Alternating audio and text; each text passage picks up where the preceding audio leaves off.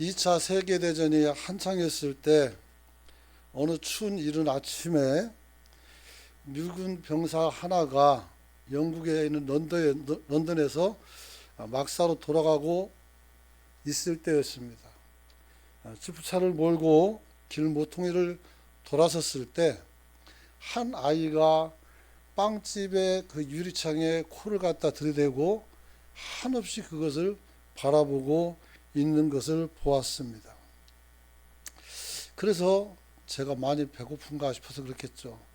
그 잘 살펴보다가 차를 세우고 가까이 갔더니 그 안에서 이제 도넛을 만드는 그 제빵사가 빵을 막 만들고 있었습니다. 그래서 살며시 다가가서 물었습니다. 얘야, 저 빵을 먹고 싶냐? 그랬더니 그 소녀는 굉장히 놀란 표정을 지면서 말을 합니다. 예, 먹고 싶어요 라고 말합니다. 그래서 말없이 들어가서 도넛 12개를 사서 박스에 포장해주고 아이에게 건넸습니다. 그리고 이제 아이는 즐거워했고 돌아서서 가는데 누군가 뒤에서 또 옷자락을 당겼어요. 봤더니 그 아이였어요. 그 아이는 빵을 들고 이 미군 병사를 바라보면서 이렇게 말했어요. 당신은 하나님이십니까? 물었어요. 여러분, 때론 우리는 놀랍도록 순수한 사람들을 만날 수가 있습니다. 이 아이도 그렇지 않을까 하는 생각을 가져봅니다. 그래서 빵을 얻은 아이에게 미국 병사는 자기의 소원을 들어준 하나님이었던 거죠. 거기서 손을 모으고 하나님 저 빵을 하나 먹었으면 좋겠다라고 기도했고 그 아이는 그것을 얻은 거죠. 그러니까 너무 그 아이에게는 기적적이니까 물어본 거죠. 당신은 정말 하나님이시냐고. 하나님이 그를 통해서 일하신 거다 이런 생각을 갖게 됩니다. 오늘 저는 두 아들이라는 제목으로 설교를 합니다. 어쩌면 이 두 아버지의 마음이 이 두 아들에게 포도원에 와줄 것을 요구했을 때 사실은 두 아이들에게 거절당했거든요. 그때 이 두 아이를 앉혀놓고 포도원에 올 것을 이야기했을 때 이 아버지 마음이 이 소년의 마음과 같다라고 생각합니다. 왜냐하면 포도 농장을 가지고 있고 일손이 없어요. 저는 농사를 잘 모르지만 보살필 때 보살피지 않으면 낭패를 볼 수 있다는 얘기를 들었어요. 그래서 그 시간이 촉박하지만 아이들에게 부탁을 했지만 이 두 아이들은 거절을 해버리고 말았던 것입니다. 그래서 오늘 본문을 보게 되면 이 두 아들이라는 제목으로 설교를 하지만 실제는 이 두 아들을 통해서 그들의 잘못을 투영해서 지금 예수님께서 이제 세상에서 여러 가지 많은 사역을 마치고 예루살렘으로 이제 들어갑니다. 그래서 사람들에게 나귀를 가져오라고 하고 또 사람들은 옷을 벗어서 길에다 깔았고 그리고 호산나 다윗의 자손하면서 예수님을 굉장히 높였어요. 그래서 이것 때문에 예루살렘에서 소동이 일어나요. 이게 무슨 일이냐면서. 그리고 바로 어디로 가냐면 성전으로 가셨어요. 그리고 거기서 성전을 정화하십니다. 이것 때문에 또 이 유대 지도자들과 시비가 붙은 거예요. 네가 무슨 권한으로 이런 것을 할 수가 있느냐라고 얘기합니다. 여러분. 그래서 오늘 주님께서 이 유대교 교권자들과 종교성을 창몽하고 그들을 잡아주는 것이 오늘 본문의 말씀이다. 그래요. 그래서 오늘 특별히 이 말씀은 셋째 날인데 대토론의 날이라고 합니다. 그래서 저기 보면은 세 가지 비유가 있는데 두 아들의 비유, 포도원 비유, 그다음에 혼인잔치 비유가 나오게 됩니다. 그래서 예수님이 그 복음에 관한 말씀을 통해서 우리가 어떻게 신앙생활해야 되는지를 말씀하고 있어요. 저는 그냥 오늘 두 아들만 뽑아가지고 이 두 아들을 통해서 하나님께서 우리에게 주시는 말씀을 통해서 우리도 종교적인 사람이 아니라 온전한 신앙인이 되어서 우리가 하나님을 올바르게 섬기고 살아갈 수 있는 저와 여러분이 되시길 축원합니다. 축원합니다. 그래서 이 비유의 내용은 두 아들의 비유인데 너희 생각에는 어떠하냐. 지금 성경은 좀 바뀌었죠. 똑같네요. 그 너희 생각은 어떠하냐. 그렇게 물어보죠. 그리고 그렇게 질문하고 그 다음에 이 둘 중에 누가 더 아버지 뜻대로 행했느냐. 이 두 가지 문제가 나오고 두 가지 답이 이제 나오게 됩니다. 여러분. 그래서 저는 지금 예수께서 너희 생각이 어떠하뇨라는 물음으로써 대제사장과 백성들과 장로들이 하나님 아버지의 뜻을 알려주기 시작한다. 이렇게 말할 수가 있습니다. 그래서 주님은 종교 지도자들에게 말하죠. 너희 생각에는 어떠하냐? 어떠하냐? 뭐 때문에 어떻게 해요? 아버지가 밥 먹으면서 아침에 큰아들에게 농장에 나와서 일 좀 해라. 큰아들이 예, 그럴게요. 그랬어요. 또 작은 아들을 불러서 야, 너 포도 농장에 나와서 같이 일 좀 하라니까 이 둘째는 싫어요. 이랬어요. 싫어요. 그리고 뉘우쳐서 가만히 생각해 보니까 좀 넘어온 것 같아서 뉘우쳐서 농장에 나갔죠. 그것을 바라보고 주님은 묻죠. 둘 중에 누가 아버지 앞에서 옳은 사람이나 이렇게 묻게 된 것이죠. 여러분. 그래서 너희 생각은 어떠하냐라는 것은 지금 이 사건을 주님께서 말씀하면서 네 생각을 한번 얘기해 보라 이런 말씀인 것입니다. 그래서 사람들은 뭐라고 말합니까? 둘째 아들에게 어떻게 점수를 주죠. 그래서 이 사람들은 말하길 진실로 그 둘 중에 누가 아버지 뜻대로 하였느냐 했을 때 둘째 아들이 입니다라고 말했죠. 둘째 아들. 그런데 주님께서 뜻밖의 말씀을 하죠. 31절 하반절 보니까 내가 진실로 너희에게 이르노니 세리들과 창녀들이 너보다 먼저 하나님 나라에 들어갈 것이다 했어요. 그리고 32절을 보니까 요한의 의의 도로 너에게 왔거늘 너희는 그를 믿지 아니하였으되 세리와 창녀는 믿었으며 너희는 그것을 보고도 끝내 뉘우치지 않고 믿지도 않았다 이렇게 말했어요. 결국은 이 말씀을 통해서 이 세리들과 그리고 이렇게 많은 사람들 악인들보다 교회 지도자들에게 말씀하기를 너네는 이 사람들보다 천국 가는 게 늦을 것이다. 좀 적극적으로 말하면 너는 못 가지만 얘들은 간다. 이렇게 말하는 거예요. 그래서 단순히 이 두 아들에 관한 비유는 그냥 작은 비유로서 끝날 수가 절대 없다는 거죠. 그럴 수가 없죠. 그래서 오늘 하나님께서 이 둘 중에 누가 아버지의 뜻대로 했느냐라고 묻자 사람들은 둘째라고 대답했어요. 그렇게 여러분들도 생각한다면 우리는 어떤 문제에 빠지냐면 우리는 알고도 행하지 않는 일들이 너무 많이 있다는 것을 알아야 돼요. 아버지가 우리에게 원하는 것, 아버지가 지금 나에게 바라는 것, 이런 것을 알면서도 어떻게 돼요? 큰아들은 안 돌아왔어요. 작은 아들은 돌아왔어요. 그래서 작은 아들이 옳지만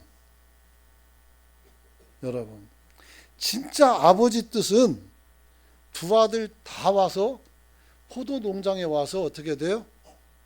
일을 해야 되는 거예요. 주일날 되면 다 나와서 하나님을 예배하는 것이 당연한 거예요. 그런데 이런 핑계 저런 핑계 대고 뭐 일이 있을 수 있죠. 급박한 일도 있을 수 있고 있죠. 그러나 그 횟수가 많으면 이건 급박한 것이 아니라 거부하는 것이죠. 그런 거죠.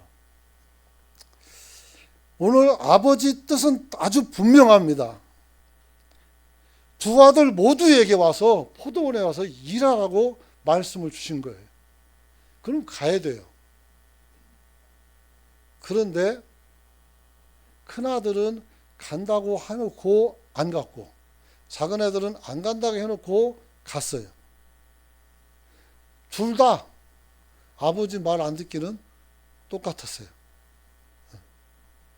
그래서 이 아버지에게 이렇게 말한 것들은 이 사람들이 굳이 안 가도 별 문제가 없기 때문이라 생각할 수가 있는 거죠. 우리는 아버지의 말을 많이 거역하기도 하거든요. 사실 육신의 아버지. 그래도 별 문제 없잖아요. 그런데 그렇지가 않다는 거예요. 지금이 어느 때라고요?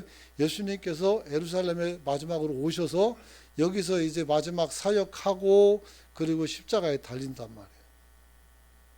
이제 시간이 얼마 없어요. 그래서 예수님께서는 아주 지금 시간이 급박하다는 것을 말씀하기 위해서 성전에 들어갈 때 무화과 나무에 열매가 없는 것을 보고 저주했고 이게 말라 죽어버렸어요. 다른 성경 보면 그게 때가 되지 않았다고 했어요. 당연히 때가 되지 않았으니까 안 일들이죠.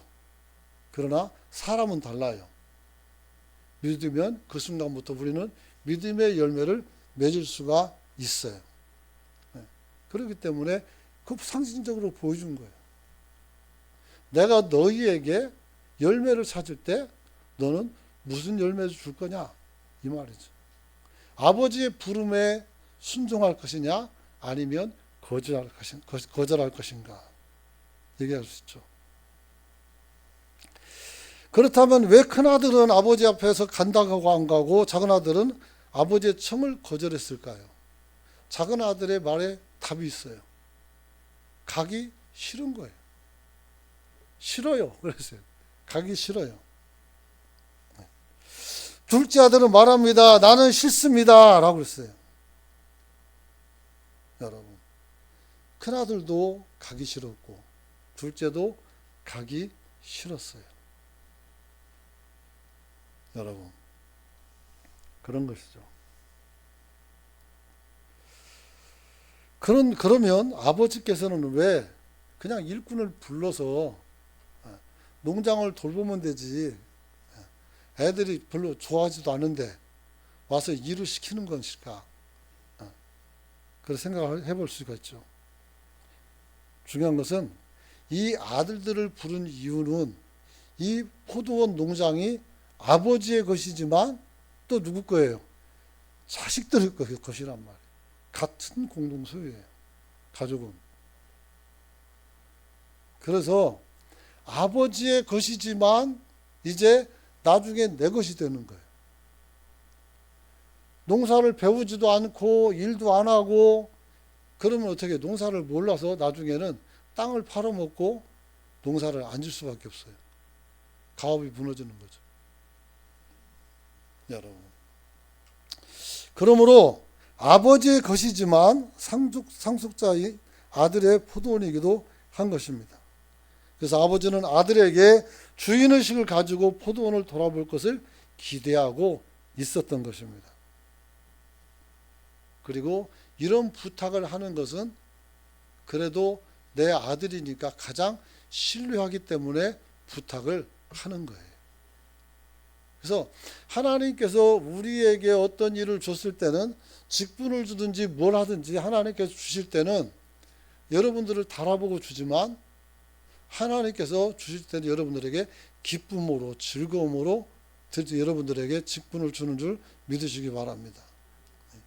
사울이 비록 어긋난 왕이 되어서 나중에는 비참하게 죽지만 하나님께서 사울을 세울 때에 성령이 충만해서 사울이 예언까지 했었단 말이에요. 다윗만 기뻐한 것이 아니라 사울도 기뻐하셨어요. 그런데 사울은 하나님 앞에서 하나님의 뜻을 따라가는 것을 싫어했고 자신의 어떤 욕망을 채우기 위해서만 일을 했어요. 그 대표적인 게 이제 전쟁에 싸워서 이거 돌아왔을 때 처녀들이 여자들이 노래를 불렀죠. 다윗이 죽인 사람은 만만이고 사울이 죽인 사람은 천천이라고. 그러니까 다윗은 자기 군대 장관인데 자기보다 더 많은 것을 많은 정과를 올렸고 나는 왕인데 그보다 적게 정과를 올렸단 말이에요. 이것을 시기했단 말이에요. 근데 탁 떼놓고 생각해 보면 왕이 전쟁에 나가서 맨날 싸워서 사람을 많이 죽이는 게 좋겠어요? 아니면 군대 장관이 가서 맨날 많이 죽여가지고 맨날 검색 결과입니다. 기계가 손을 닿더니 그래서 군대 장관이 싸워서 이기는 것이 좋은 것인가? 왕은 나라를 지키고 있고 군대 장관들은 나가서 싸워서 나라를 지키는 거예요. 그러면 이 사람들이 더 많이 죽이는 게 더 옳은 거잖아요. 근데 이것을 시기 질투해가지고 그때부터 되게요. 하나님이 주신 성직은 그냥 두고 다윗만 잡아 죽이려고 맨날 뛰어다니는 거예요. 이게 잘못된 것이죠. 여러분. 그러면 포도원은 무엇일까? 포도원은 무엇일까? 어쩌면 이 포도원은 우리에게는 교회이고 종교 지도자들에게는 또 율법사들에게는 성전이다 이렇게 말할 수 있어요. 지금 그 사람들에게 얘기하니까. 또 여러분들에게 또 적용하면 여러분의 가정과 직장과 사업장과 이런 것이 다 여러분의 포도원이죠. 여러분이 돌보지 않으면 사라져요. 우리가 돌봐야 돼요. 그런데 예수님께서 예루살렘에 돌아와 봤더니 요한복음 2장에 보면 성전 정화 의식을 한번 하십니다. 그리고 이제 마태복음에서 21절에 와가지고 이제 주님의 마지막 때가 되었을 때 또다시 성전 정화를 합니다. 그래서 성전 정화를 한번 해놓고 회복시켰는데 다시 3년 동안 일하고 돌아보니까 도로 이제 어지러워진 거죠.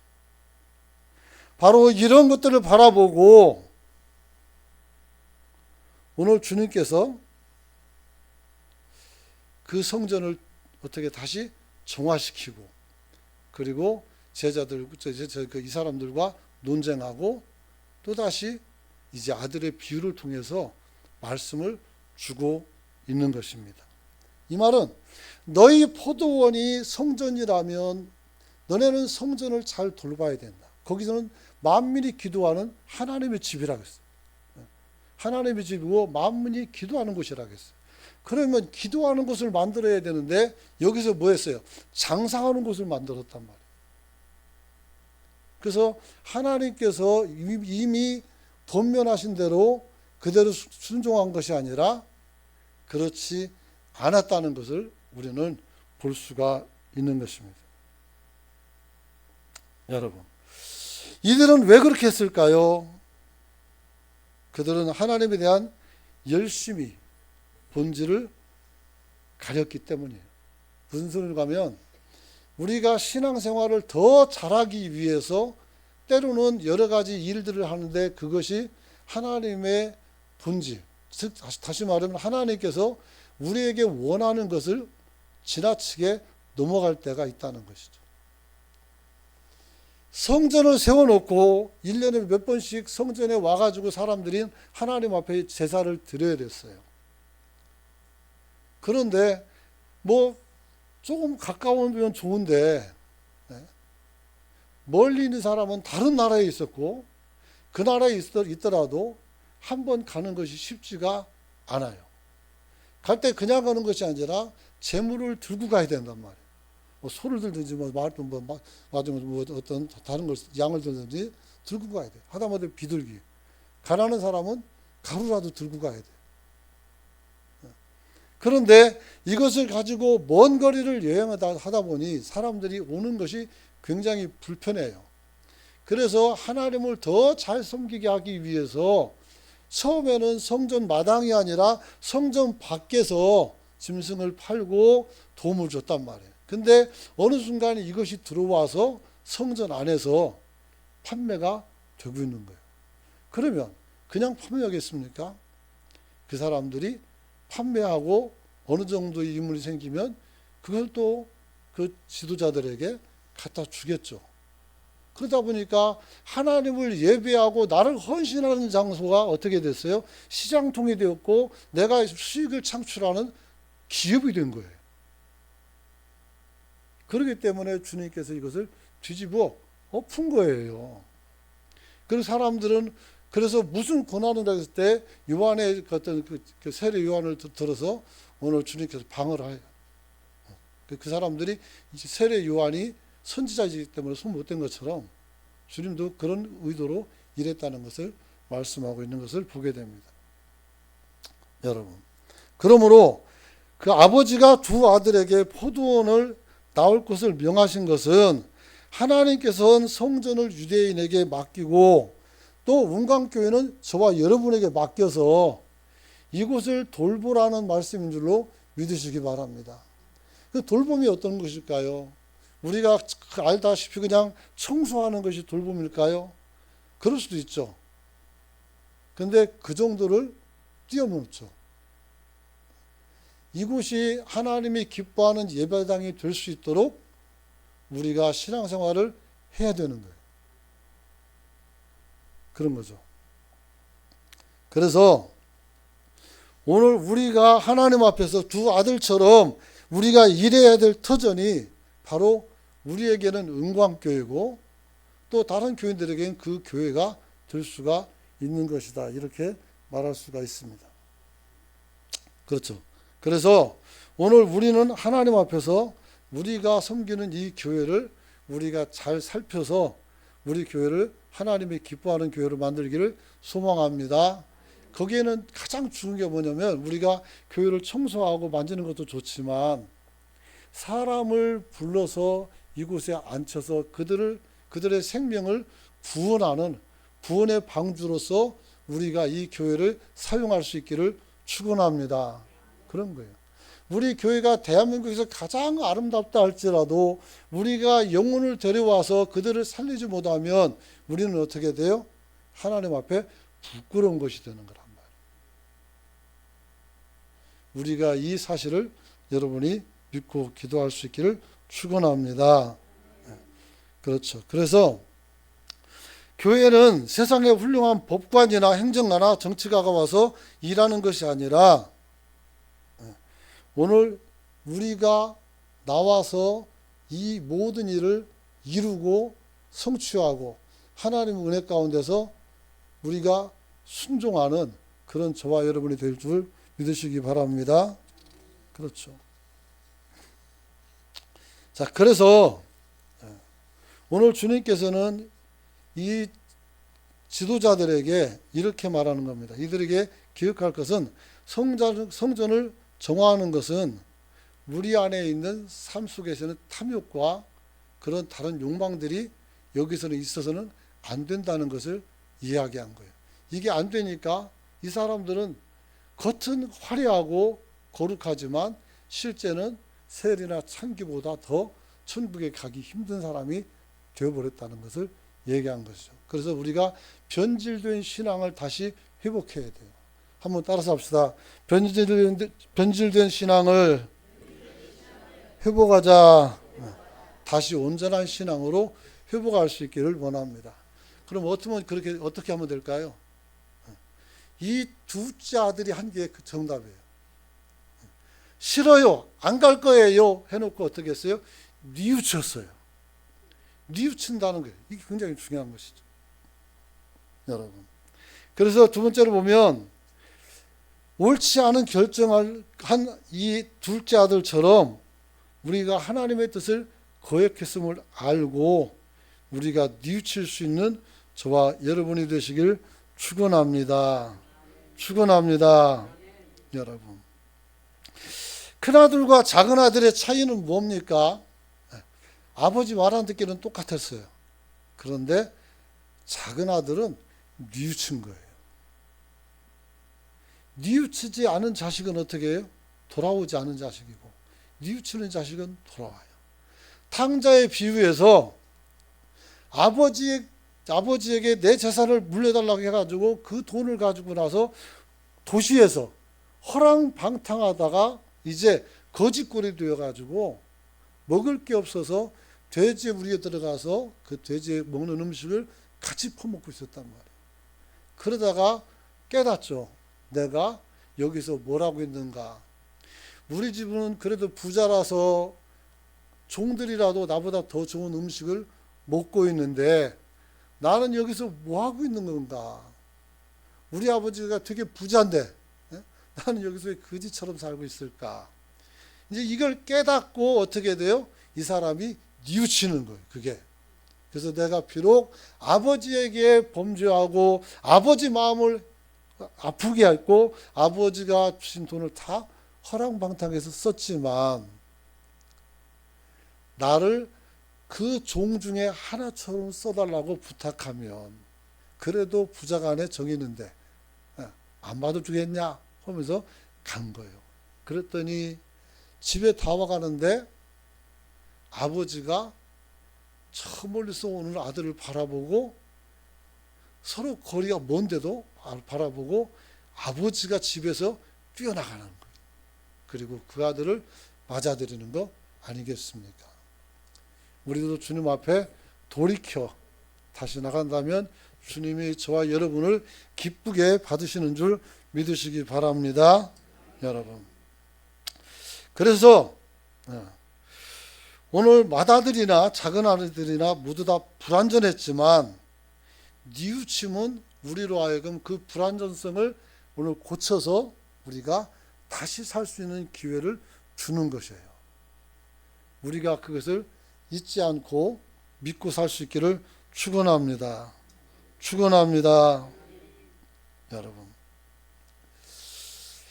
여기서 뉘우침이라는 것은 내 자신의 잘못을 우리가 깨우치는 것도 있지만 사실 회개라는 단어가 더 맞습니다. 맞죠? 그래서 싫어하는 것은 어떻게 기피하는 거고, 그래서 작은 아들은 일하는 것을 기피를 했죠. 그래서 기피한 사람이 뉘우쳐서 이제 회개를 하는 것이죠, 여러분. 그래서 주님께서 좀 말씀하시는 의도는 세례 요한도 마찬가지고 예수님도 제일 먼저 광야에 나가서 말씀할 때 뭐라 그랬어요? 회개하라, 천국이 가까웠노라 그랬어요. 한번 따라서 합시다. 회개하라, 천국이 가까웠노라. 천국이 가까워 있어. 그러니까 회개해야 되는 거예요. 지금 이제 주님께서 이제 십자가에 달려 죽으셔야 돼요. 좀 있으면. 근데 지금 시간이 얼마 없어요. 그래서 이게 거의 마지막으로 이 사람들을 본면하는 본면의 내용이란 말이에요. 그러면 이 얘기 듣고 모두가 어떻게 돼요? 돌이켜야 되는데 이게 그렇지가 않아요. 만약에 이들이 돌이켰다면 예수님이 십자가에 달리는데 좀 어려움이 있을 것 같아요. 그러나 이 사람들이 돌이키지 않아서 빨리빨리 진행돼서 십자가에 달려 죽는 그런 모습으로 나타났다, 이렇게 이야기할 수가 있습니다. 그래서 뉘우침이라는 것은 하나님의 말씀을 믿는 그 첫 번째 단초다 그래요. 우리가 하나님 앞에 믿음을 잃었다가 우리가 믿음을 회복하는 첫 번째 단추가 뭐냐면 뉘우치는 거예요. 돌이키는 거예요. 회개인 거죠. 그래서 우리는 자주 뉘우치는 게 좋아요. 자주. 그리고 그 뉘우침을 깨우치는 사람들에게 여러분들은 어떻게 돼요? 그 말을 듣고 내가 아멘하면서 내가 자신을 바꿔버리면 이것이 여러분에게 큰 복이 될 줄 믿으시기 바랍니다. 근데 사람들이 속이 좁아서 그렇지 않아요. 그런 말하면 듣기 싫은 소리 한다고 하고 삐지고 얼굴색이 바뀌고 막 그래요. 왜 그럴까요? 부끄러운 거예요. 그잖아요. 부끄러운 거예요. 그래서 부끄러우면 어떻게 돼요? 그것도 부끄러운 것도 어떻게 돼요? 내가 감내하고 내가 돌이키면 그 부끄러움이 거기서 끝나는 것이고 되고 내가 돌이키지 않으면 계속 그 부끄러움이 내게 나타나는 것이죠. 그러므로 우리는 그 부끄러움을 겁내지 말고 뉘칠 수 있는 저와 여러분이 되시길 축원합니다. 장남이 왜 대답만 하고 안 움직였는지, 왜 차남이 안 가겠다고 대답했는지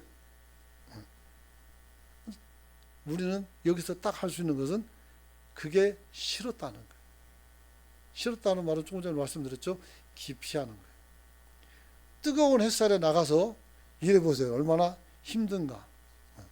저도 담배를 따는 데 가서 그 큰아버지 집에 갔을 때 초등학교 때 놀러 갔는데 밭에 가서 담배 따러 가서 들어갔더니 니코틴 냄새가 너무 세고 너무 뜨겁고 막 그래가지고 도저히 할 수가 없었어요. 그 뒤로는 담배 따를 때는 절대로 안 갔어요. 왜냐하면 또 시킬까 봐. 이게 기피예요, 기피. 사실 큰아버지가 거기서 또 가족들이 일하면 가야 되잖아요.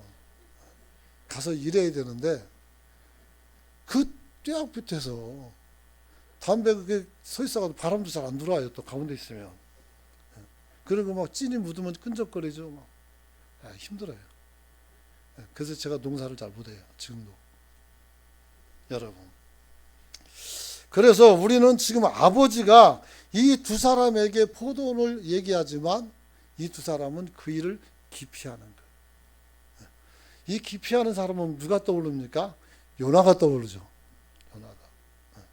요나는 니느웨로 가라는 명령을 받았어요. 근데 요나는 니느웨가 정말 싫었어요. 한국 사람, 일본 사람 싫어하는 것처럼 막 싫어했어요. 요즘 애들은 안 그렇다고 하더라고요. 일본 사람 안 믿대거든요. 애들은. 그래서 이 쟤들이 건강하게 잘 클구나 이런 생각을 해요. 저는 크면서 하도 세뇌 교육을 받아가지고 별로 좋지는 않아요. 근데 이 니느웨로 가라는 말씀을 받고 배 타러 갔더니 니느웨로 가는 배는 없고 반대편으로 가는 다시스로 가는 배가 떡 와 있는 거예요. 그래서 그러지 않아도 가기 싫었었는데 하나님께서 내 마음 아시고 이 다시스로 가는 배를 예비했구나 하고 생각해서 홀라당 올라간 거예요. 근데 그게 죽을 배라는 걸 알았을까요? 몰랐죠. 조금 가다 보니까 풍랑이 나가지고 난리가 났어요. 근데 그때 요나는 뭐였어요? 배밀창에서 잤거든요. 그래서 선장이 내려와가지고 깨워요. 자는 자여 어쩌미냐. 너도 일어나서 네 하나님께 기도해라. 주의 종들이 기도 안 하니까 이제 세상 사람들이 와가지고 기도하라고 하는 똑같은 거예요. 얼마나 부끄러워요. 그래서 요나가 뉘우쳐서 이 일은 나로 인해서 된 것이니까 나를 바다에 던지라 그랬어요. 이 죽음을 각오한 거죠. 그랬더니 던졌어요. 또 그 사람들도. 근데 큰 고기가 와서 그를 삼켰죠.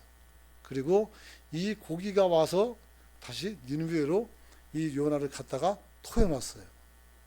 이걸 가지고 만든 영화가 피노키오예요. 피노키오. 그 똑같아요. 내용이. 그렇죠. 그래서 할 수 없이 니느웨에서 사람들에게 회개를 전도합니다. 회개를 얘기하죠. 그랬을 때 임금과 모든 사람들 짐승까지도 금식을 하는 놀라운 역사가 일어났어요. 여러분, 하나님의 뜻은 우리가 피할 수가 없어요. 하나님이 우리를 쓰기로 작정하시면 우리를 쓰는 것입니다. 믿습니까? 거기에 대해서 여러분들은 왈가불가할 이유가 없어요. 그런 권한도 없고 그런 거 없어요. 그래서 순적하게 순종하여 여러분들의 삶을 윤택하게 만들어갈 수 있는 저와 여러분이 되시길 축원합니다. 축원합니다. 그런 거죠. 오늘 우리가 우리 책무를 방기하면, 다시 말하면 우리가 우리 책무를 기피하면 어떤 일이 일어날까요? 전쟁에 났을 때 초병이 졸고 있으면 되겠어요? 안 되겠어요? 안 되죠. 그런데 자는 사람 많아요. 가보니까. 저런 것들을 어떻게 믿을까? 그런 생각이 있어요. 그런데 전방에 가면은 안 졸아요. 왜냐하면 진짜 적이 와서 나를 죽일 수가 있기 때문이겠죠. 그런데 피곤하다고 그 보초를 서는 것을 기피하고 그냥 그 참호에서 잠들어 버리면 어떻게 돼요? 죽는 거예요. 그래서 대천 보령 지역에서 간첩이 와가지고 돌아다닐 때 예비군들이 혹 속에 들어가 있다가 죽임 당한 사람이 몇 사람 있었어요. 그래가지고 그 사람들을 잡으라고 갖다 놨는데 아예 안 올 거라고 생각하고 자고 있는 거예요. 그러니까 죽이고 가는 거예요. 또 잡아가기도 하고 그러다가 풀리기도 하고 그런 사건들이 제가 학교 다닐 때 있었어요. 여러분, 우리는 우리의 직무를 우리가 방기할 때 그것 때문에 많은 사람들이 어떻게 돼요? 고생을 하게 돼요. 어려움을 당하게 돼요. 그러면 안 되죠. 지금 이렇게 막 비가 많이 와가지고 지난번에 보니까 포항제철이 잠겼었잖아요. 얼마나 비가 왔으면 그게 잠겼을까. 공장을 짓고 나서 한 번도 용광로를 끈 적이 없는데 그때 꺼졌다고 그래요. 그러니까 이 사람들이 어떻게 하겠어요? 이제는 두 번 다시 안 나가려면 어떻게 돼요? 관리자들이 이제 거기다가 수벽을 쳐가지고 굉장히 높게 쌓았다고 그래요. 그래서 더 큰 비가 온다 할지라도 어떤 문제가 없도록 그렇게 조치를 했다고 그래요. 여러분, 우리도 한 번의 실패는 좋지만 두 번은 안 좋습니다.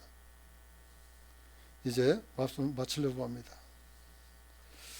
사랑하는 성도 여러분, 하나님 앞에서 우리는 사람들이 보면 그런 게 있어요. 처세로 살려고. 처세가 뭐예요? 내가 가지고 있는 사람을 다루는 어떤 그런 기술들이 있단 말이에요. 하나님 앞에서 그게 안 통해요. 처세로 살지 말고 순종으로 살 수 있기를 축원합니다. 순종으로 살아야 돼요. 우리는 다 어떻게 돼요?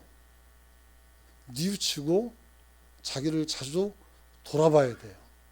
누가 무슨 말을 하게 되면 기분 나쁘다고 성질날 게 아니라 그러면 안 바뀌어요. 어디 다른 데 가면 또 그런 문제가 생겨요. 거기서 바꿔버리면 어떻게 돼요? 새로운 사람이 되는 거예요. 여러분, 오늘 그럼으로써 두 아들을 통해서 오늘 종교적인 편견과 그리고 자만으로 가득했던 유대 종교 지도자들을 책망한 것 같이 오늘 우리를 주님이 책망했다고 생각을 해야 됩니다. 그래서 우리도 기피하지 않고 성실하게 순종해서 하나님을 기쁘게 하는 그런 저와 여러분이 되시길 축원합니다. 오늘 이 문제를 놓고 우리가 다시 한번 통성으로 짧게라도 기도할 수 있기 원합니다. 우리가 기피하지 않고 순종하는 사람이 되게 달라고 주의 치고 통성으로 기도합니다.